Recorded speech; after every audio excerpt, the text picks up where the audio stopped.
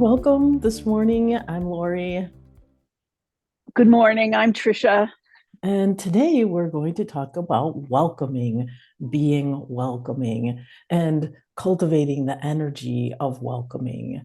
One of the things that really brought this forward was I was in a class with Tricia, and we were doing this beautiful breath where it expanded our hearts, and then when we exhaled, we brought all that energy back into our bodies. And I just felt that feeling of expansion and graciousness, and then the willingness and the being welcoming of the energy to return to us. And so I it felt like that was a wonderful way to talk about this energy and allowing it, the prosperity energy, to come to you, to be, it's knocking on the door, and we have to say, hey, welcome. And I think we all know what that feels like. If you're going to have a party or you're looking forward to having people over at your house, you're like, hey, I'm so excited you're coming to over, and we're going to have a lot of fun. And when they knock on the door and you open the door, you give them a big embrace and you say, hi, I'm glad you're here. And then you can relax too, because now the excitement of them being there is happening. And so that I'm just one of the things we're wishing for us today is to expand into our hearts and feel that welcoming energy, that way we become available and become open to the energies that are flowing all around us. Trish, do you want to say something about that? No, go ahead. You're on a roll. Okay, thank you. Well, and it got me to feeling into that. I was listening to one of my teachers, Muji, and this lovely woman got up and spoke this poem, and I don't know her name, but it was so beautiful that I sent it to Trisha, and I'm like, this is beautiful. And it's called Knocking. And she's knocking, knock, knock, knock. I'm knocking on the door, and God answers. How long will you knock, child, before you see? You are already inside. You are already free. How long I have waited to see. You have always had the key. Come now, set aside your strife and stress. In my lap, lay down to rest. You have traveled far and long. Now let me tell you who you really are. You are that which cannot be defined. You are that which cannot be confined. Nameless, formless, infinite. You are joy and love and light. O timeless one, just use time, your true essence to find. You are not big and you are not small. You are the emptiness which contains it all. Pure beyond the concept of pure. See this, honor this, and of this alone be sure. I am you, and you are me. There is no duality. Can't you see? There is nothing you have to do. Now just let me walk out through you. I love that. The knock knock and being welcomed into the energy of the unlimitedness, and then welcoming the unlimited to walk through us. I thought that was just a perfect way to allow the prosperity of love and light to come through us. Yeah, we so often hold on to that belief that there's work we have to do in order to be welcomed and loved. There's this obstacle to overcome, and the only obstacle really is us not understanding and not feeling that welcome, and not understanding that it's there all the time. Yeah. It's funny because I've always looked at it like the flip side of that, the available coin. I need to be more welcoming of it. It's always knocking, and I'm like, is there somebody there? Oh, it's interesting because the energy of welcoming and being in your heart can be a little scary too, because you don't know a lot of times maybe you don't know what's on the other side of the door. So that intention to make yourself available and be welcoming is also the same side of that. Am I going to make myself available? Will it avail itself to me? Is kind of an interesting duality on the energy of choice.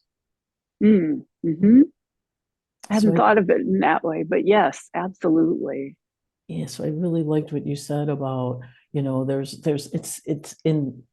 the ones kind of saying, am I, do I feel welcomed too? That was really powerful. Right. And am I ready to open the door? Am I ready to Right, open the door? Right. How much can I accept unconditional love? right. And all the abundance that comes through that, Mm, with that. mm-hmm. Yes.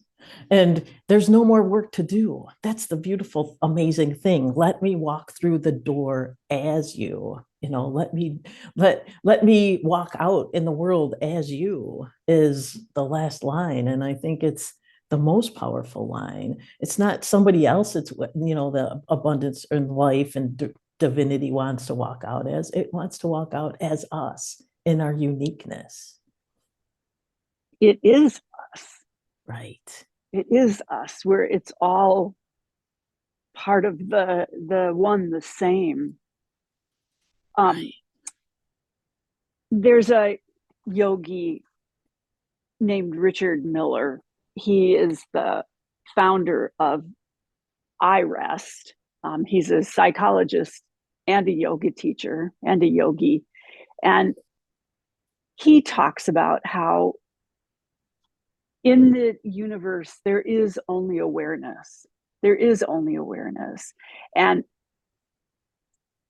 all the experiences that are other than that come out of our minds. We see things as subject object, but he's saying ultimately it's not. It's all awareness, it's all one. And the only separation again comes from our mind, our ego, when we try to understand it. So it's almost like, and I know we've talked about this before, when we try to understand this oneness, this welcoming, we try to understand it through a lens of separateness. Right. It's that's there and I'm here. Right. And Yeah. right, instead of it's all one, it's all one, we're all one. And I think until one starts to have experiences of really letting go of being ego driven and motivated all the time, that idea is kind of scary. Like, how will I function if I'm not in control and if I'm not in charge, taking care of everything? And then maybe in meditation or in relationship, you have an experience of really letting go of that need to control. You have an experience of that, and it's so there aren't words. It's hard to even find words for that, because then that makes it dualistic again. But it's this sense of fully loved, Right. fully loved, right? And for me, and as like you were saying, when I'm moving into meditation, there is this, you're slowing down, slowing down, slowing down. So you're trying to slow your mind down with the breath. But for me, I'm also trying to put myself in an energy space, let's say, where now my mind is slowed down, but I also want to expand my heart. And because for me, I don't want it to just, and now I'm managing a little bit, but I don't want it to just be a head experience. I want it to be I want to make myself available as a whole energy system. And that's, I think, why they talk about gratitude, when you shift into gratitude, and a lot of meditations start with a moment of gratitude for Mm-hmm. where you are and who you are and the energy around. And so I think that that's to put us in our hearts. And for me, when I go to that welcoming energy, that puts me in my heart for some reason. And it's because it's it's it's a generosity kind of experience to me when I'm welcoming, or when I'm being welcomed. It's so that, but it's really me in my way of trying to put myself into that spaciousness of love-ishness instead of overthinking things. Um, and that's where the welcoming part to me comes in very handy. And I talk about it in Effortless Wealth a lot. A lot of times we're resisting, like you were saying, we resist, where we put in, sometimes I see it like an energy umbrella, and all the energy, all the love, all the unlimited, all the abundance and prosperity, money, or whatever you want it to be, is trying to rain down on us. Like you said, Richard Miller said, it's awareness. It's everywhere present. There is nowhere that it is not. Therefore, it is sitting right next to you as you, right? But we have an energy bubble that it bounces off of.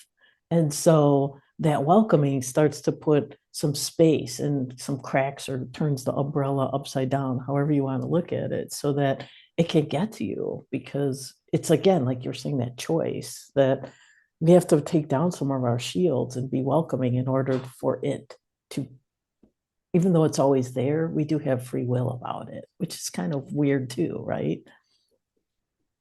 Well, I don't know if it's weird to have free will, because it needs to be a choice, us seeking that love,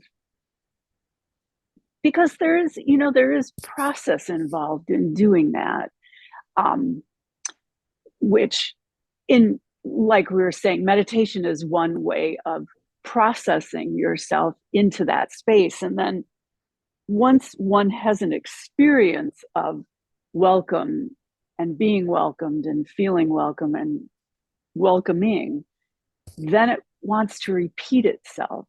But I think it's Mm. until one has an experience like that, it's kind of just like rumor. You hear about all these people who are meditating, people who give these great talks about touching the divine, and it sounds so great, but no real clue of an experience of it. That changes everything. Right, right. And and and somehow we have to make even though there's a part of us that are skeptical and are afraid, maybe, or security seeking. I am in that group, absolutely. Like yesterday I was sitting down to meditate, and I'm like, oh, go lock the door, Lori. And I'm like, why am I locking the door? This is so weird. you know I mean, it's just some weird, I don't want to say weird, but primal, maybe, I don't know. And that's part of the human gift. That's one of the reasons why we come here, is to experience the duality, to experience the contrast. This is my feeling on it, and based on my studies. And of course we talk about duality all the time in yoga. So there is something primal that's trying to make me safe, but so I can be welcoming. And I think Mm, I think what you just said makes me think that until you have that experience, you are kind of a little trepidatious, possibly. And even if everybody you ever ran into said, it's the greatest, you got to try it, there's a part of us that's like, well, it might be good for you, but I'm not sure about right, me. right, Yeah, right. you might have touched the divine, but it's not available to me. And I think that, of course, is, again, part of the journey, right? To authenticity, to the reasons why we want to experience it for ourselves, and the commitment to show up and let it make itself welcomed to you, avail itself to you, is a big part of it. If you don't get on the mat, if you don't show up for your life, it can't get in. It just can't. So Right. I do think that's another aspect of this welcoming thing, is I'm choosing to say I'm open um, to being renewed, revitalized, reconnected, whatever the word is that allows us that felt sense of remembering. And we do need to create the space and the opportunity for that to happen as well. That's true. We, yeah, it's that's the free will part. We're making a choice to make time, space, whatever it is, to go into my meditation room and sit down and light a candle and just be quiet for a while. um, I've noticed I have two cats, and one of my cats really doesn't like walking into the meditation room where it's Oh, really quiet. interesting. Like, he'll walk in, look around, and he's gone. And the other one loves it. Like, he walks in, and that's exactly, he just lays down and curls up, and he's like Mm. he's in his welcoming place. So there's definitely an energy created there. And then it's whether, just like watching my cats, one chooses not to go there, and one chooses to walk right in and sit there and be welcomed and welcoming. So Right. we do the same thing. Right. Yes. I was thinking the other cat's probably like, I gotta go on guard. She's going, she's going, she's leaving. I better make sure everything's hunky-dory. Is that Jake? I'm sure it's Jake out there. It is, of course, it's Jake. Yeah, right. He's like, The uh-oh, alpha. she's gone. I better go Sit by the guard the door. domain, Just right? Exactly. right. Um, but I do think that that's exactly it. And and that energy can be sensed, right? Your cats are very sensitive to it. Animals are incredibly, they're just a bathe in it. They're awash in that, they don't have the duality issue that, or opportunity, let's say, Right. that we have. Animals don't. They live in that awareness, like the consciousness.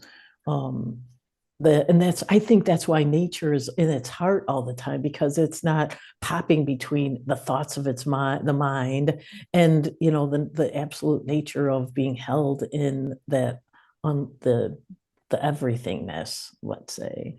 So I do think they're super attuned to that energy of divinity. And that's the spot we're trying to put ourselves in, right? Turn the Right. mind off so Right. we can become like a cat. Duh. I think there's a Taylor Swift song on that, in fact. Is it there? Probably. um, so I kind of was thinking about when we're welcoming, we're realizing that we're opening the door to something that is already here, though. That's where that's what I meant about a little weird, because we, through our free will, are opening the door to something that is already here, that we've already had the key for, that we didn't Mhm. have to struggle or earn the right, or effort to get here, which is, again, a grace that when we're welcoming and we're in that space, not of the mind working so hard, we can realize, oh, this has already been here. I was doing a abundance meditation, and I'm like, you don't have to effort. You don't have to ask anymore. You don't have to say anything. Just sit here and enjoy, which was so fun, right? Instead of Mhm. working it, just sit on the couch and let us be us. Right.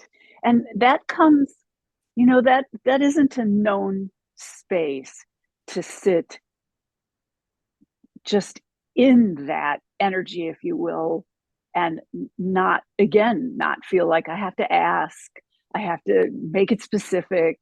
I it's just there, and it is of itself this place of joy and abundance. And um but again, the work, if you will, is the willingness and the ability to sit in that space and let yourself just feel it. I think that that really helped me. That was like a turning point for me when I focused on feeling sense rather than thinking or asking or praying or questions or anything like that, but just feel it in your body, feel it in the palms of your hands, on the surface of your skin. um, and don't worry about defining it or asking for it. It's just there. Right. But it's something to turn the mind off and just allow that.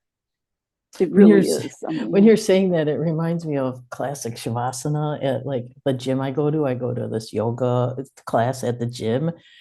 People squirm through shavasana all the time.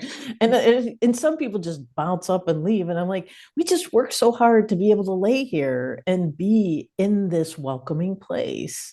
And it's like you were saying, it's just not it's not the way we want to do things usually, but that's where shavasana to me, or anytime we allow ourselves to just stop stop it, stop making, stop doing, stop, just stop.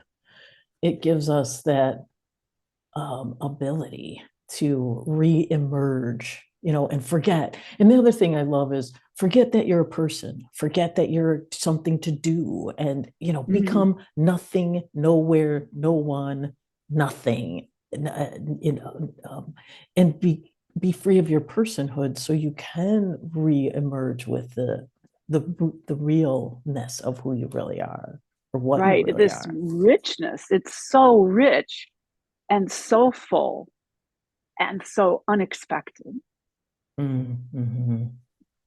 So unexpected. Yeah. Our minds can't script it. So therefore it's dangerous. And it's like, no, your mind can't script it. Give it a shot. Right. Because it's beyond words. And it's beyond anything you could comprehend because it's huge. It's bigger than Earth. It's bigger than, tree. It's bigger than the universe and the galaxy, and anything your mind can comprehend, that's teeny compared to it. That Mm-hmm. awareness and that consciousness. And so, and of course what we're talking about here is enjoyment. This is the year of the joy. This is the year of abundance. And in this year, becoming welcoming of it is a really good idea. you know, let's just say, Absolutely. if I were you, Absolutely. if I were us, if I could give you a gift, it would be, hey, say yes, open the door, right? Absolutely. Absolutely.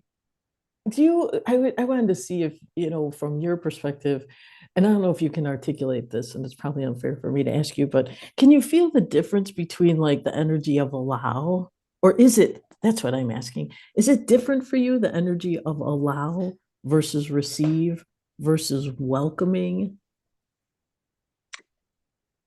Yes. Because allowing to me is still that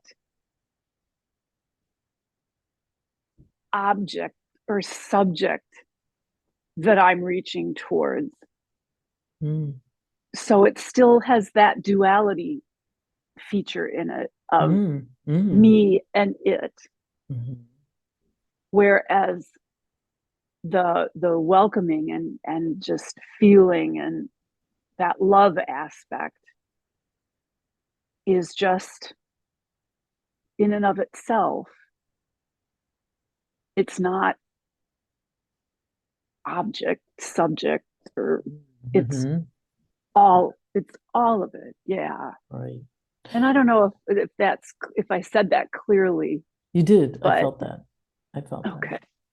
And then as you were saying that, I was thinking about receive and how people, that's like a trigger word for people. As soon as you talk about receiving, then your brain clicks you all into a whole different domain of worthiness and unworthiness and, gifting and all kind of gaming, where um so one of the things I think that what I'm trying to say is for people listening is find the word energy, really the energy or the word that matches the energy that puts you in that oneness place that Trish you were just saying. If receive makes you go, then leave it alone, let it go. If remember how we were talking about surrender? If you don't like the word surrender, just let it go.